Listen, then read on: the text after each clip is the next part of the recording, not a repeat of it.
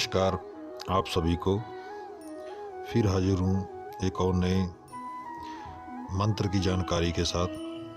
आज का जो शब्द है ये स्वयं सिद्ध है, इसको आपको सिद्ध करने की ज़रूरत नहीं है। इससे आप कई तरीक़ों से काम ले सकते हैं। मैं आपको सारे तरीके जो जानता हूँ, जो आजमाए हुए हैं, सभी बताऊँगा। वैसे वैसे ही आप भी करेंगे तो ज़रूर आपको जो है कामयाबी मिलेगी। और जो नए हैं, जिनको तंत्र मंत्र की जानकारी नहीं है, मुझे लगता है वो कामयाब नहीं हो पाएंगे, क्योंकि कुछ इसमें बेसिक जानकारियाँ भी होती हैं जिन्हें पता होना बहुत ज़रूरी है, तभी आप उसमें सफल हो जाएंगे। ये नहीं कि आपने यूट्यूब पे देखा और जैसा जैसा बताया वैसा किया तो हो गया, नहीं, उसमें और भी बहुत कुछ होता है। आपकी रूहानी ताकत, जिसे हम लोग ऑरा पावर कहते हैं, वो कितनी है, आप कितना भक्ति भाव आपके अंदर कितना है। राक्षसी प्रवृत्ति के हैं तो मुझे लगता है कि आप कभी भी कामयाब नहीं हो पाएंगे। ये अकेले के नहीं, सभी लोगों के लिए है। ये मत सोचिएगा कि स्वयं सिद्धे तो हर मंत्र आपसे काम करेगा, ऐसा नहीं होता है। बहुत सी और भी चीज़ें आपके अंदर होनी ज़रूरी हैं। तो इस शब्द को आपको जो है प्रयोग करना है। किसी के ऊपर अगर कोई भूत प्रेत सवार है या जिन जिन्नात सवार है, चुड़ैल डाकनी शाकनी, किसी प्रकार की भी प्रेत आत्मा हो, किसी प्रकार की भी, ये नहीं कि छोटी मोटी, बड़ी से बड़ी जिन जिन्नात भी अगर होगा तो उसको भी हटाने में ये सक्षम है, ये परीक्षित है। तो आपको करना क्या है, जिसके ऊपर भी कोई प्रेत सवार होता है, किसी प्रकार का भी हो, कोई मायने नहीं रखता कि वो क्या है, जिन है, चुड़ैल है, डाकने हैं, कोई मतलब नहीं रखना है आपको। इसका इस्तेमाल करना है। तरीके बताता हूँ आपको। अगर मान लीजिए उसके ऊपर सवार नहीं होता है और ना ही बोलता है, उससे भी कोई मतलब नहीं है, आपको कुछ नहीं देखना है, बस आपको पता लगना चाहिए कि इसके ऊपर कुछ है।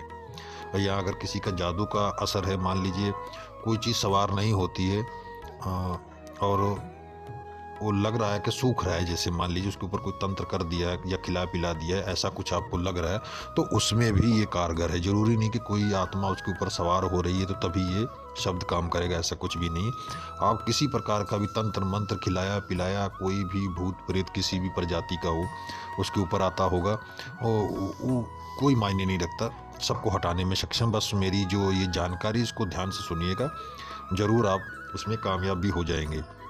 पहला तरीका बताता हूँ आपको। ये जो शब्द है ये कुफरी विद्या का है और स्वयं सिद्ध है। इसको आपको एक सफ़ेद कागज़ पर लिख लेना है। शुक्रवार को जब सूरज निकल रहा हो या फिर शनिवार को सूरज निकल रहा हो, तब आपको लिख लेना है, ठीक है। इन दोनों में से कोई भी दिन आप चयन कर लीजिए, और या तो फिर ऐसा करिए, मान लीजिए कि शुक्रवार नहीं है तो शुक्रवार की होरा में आप देखिएगा कि आपको नेट से पता चल जाएगा कि होरा क्या होती है। शुक्रवार की होरा में इसको बनाइएगा, तब भी आपका काम चल जाएगा। इसको लिखना है आपको लाल पेन से किसी भी कागज़, सफ़ेद कागज़ के ऊपर, और इसको तवीज़ की तरह बनाकर उसके गले में डाल दीजिए। एक तरीका ये हो गया।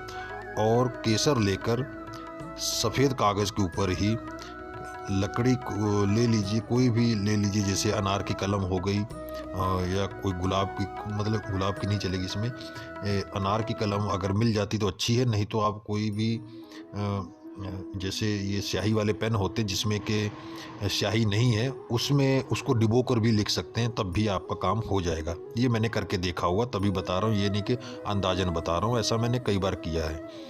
तो ज़रूरी नहीं, लकड़ी नहीं मिल रही है तो आपका काम नहीं होगा। आपके पास ऐसा कोई पेन हो जिसमें स्याही नहीं है, उसको डिबो कर लिखेंगे और बस वो अक्षर अंकित होने चाहिए, बस ये मायने रखता है। लकड़ी में शक्ति नहीं होती है, वो सिर्फ एक विधि है, शक्ति इस शब्द में है, ठीक है।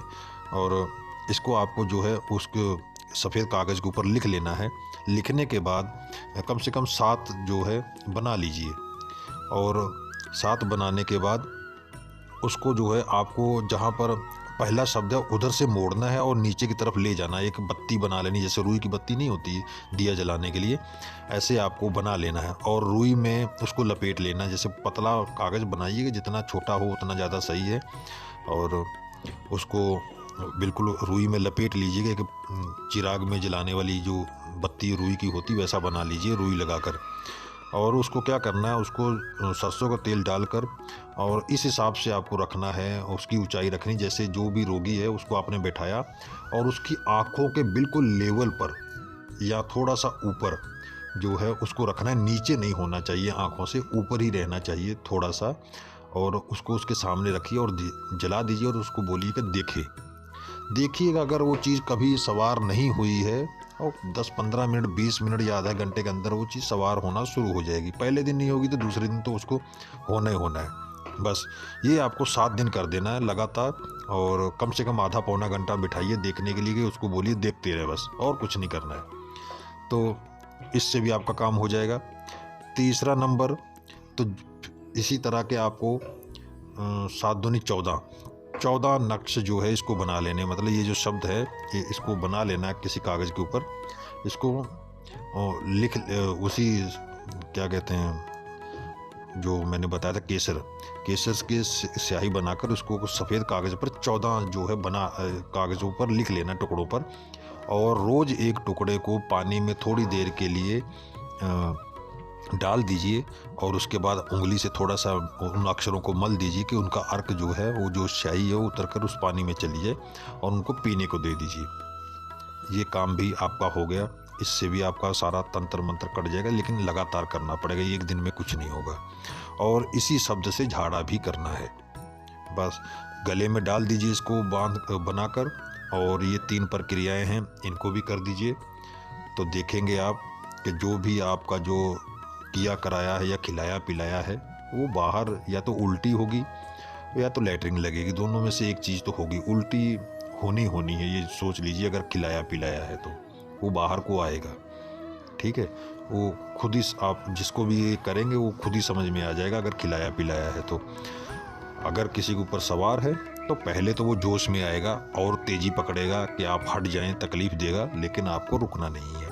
ये उनकी प्रक्रियाएं हैं। वो अक्सर तेज़ी पकड़ते हैं कि रोगी जो है उसको तकलीफ़ देते हैं कि वो जो है तकलीफ़ में आए और जो है ये जो चल रहा है जो आप कर रहे हैं वो बंद कर दिया जाए। तो इसलिए आपको घबराना नहीं है। अगर वो शैतान ज़्यादा हावी होता है, ज़्यादा तकलीफ़ देता है, तो आपको उससे डरना नहीं। समझ लीजिए कि जो आप कर रहे हैं उससे उसको तकलीफ़ हो रही है, तब वो उछल रहा है। अगर उसे तकलीफ़ नहीं होती तो उछलेगा क्यों? तो आपकी जो प्रक्रिया है वो उसके ऊपर असर कर रही है, इसलिए वो उछल रहा है, फड़फड़ा रहा है। आप लगे रहिए, 7 दिन के अंदर आपका निदान हो जाएगा। अगर 7 दिन में नहीं होता है तो 2-3 दिन और बढ़ा सकते हैं। मुझे नहीं लगता कि 7 दिन से ऊपर जाना चाहिए, आराम से हो जाएगा। अगर आप इस तरह का काम करते हैं तो ज़रूर आपको सफलता मिलेगी। और कहीं ना कहीं जो तंत्र मंत्र के बारे में जानकारी नहीं रखते हैं, मुझे लगता है कि शायद उनको कामयाबी ना मिल भी सकती है। ईश्वर का किसके ऊपर कितना आशीर्वाद है ये तो मुझे नहीं मालूम है, लेकिन जहाँ तक अनुभव है, अनुभव के तौर पर बता रहा हूँ कि ऐसा होता है। तो ये मत सोचिएगा कि मैंने कोई आपको कोई गलत शब्द दिया है। आपकी परेशानियों से मैं कभी नहीं खेलूँगा, और ना ही मुझे ऐसा कोई अच्छा लगता है इस तरह की गलत चीज़ बताने में। ना तो मुझे आप पैसा दे रहे हैं, ना मुझे कहीं से पैसा मिल रहा है, ठीक है। तो ना ही मैं अपना कोई प्रचार कर रहा हूँ, तो इसलिए मैंने आपको बता दिया है। अब आप अगर आप ईश्वर की कृपा से अगर आपके उस दुख से निवारण का समय आ गया है तो जो मैंने शब्द बताया है इसका प्रभाव आपको देखने को ज़रूर मिलेगा। कहीं ना कहीं ये आप ही के कर्म हैं जो आपके सामने आए हैं, चाहे वो पिछले जन्म के हो चाहे इस जन्म के, कुछ भी हो सकता है, लेकिन वो हमारा ही किया हुआ हमारे सामने आता है किसी न किसी रूप में। ये मत सोचिए कि आपको बिना वजह कोई दंड मिला हुआ है, ऐसा कभी नहीं होता है। प्रकृति कभी भी किसी को बिना वजह दंडित नहीं करती है। तो आशा करता हूँ कि मेरे इस प्रयोग से आपको सफलता मिले और आपके दुख का निवारण हो और आप अच्छे हों, आपका परिवार अच्छा रहे। और सचेत रहिए, अपने ही जो होते हैं ज़्यादातर हम लोगों का विनाश करने में ज़्यादा पाए जाते हैं, या तो पड़ोसी या तो परिवार, दोनों में से एक ही चीज़ होता है, और तीसरा कोई आदमी आपका कोई भी दुख देने वाला कारण नहीं बनेगा। इन दोनों में से एक तो होगा ही। तो चलिए आज्ञा दीजिए, फिर मिलूंगा किसी नए प्रयोग की जानकारी के साथ। तब तक के लिए नमस्कार।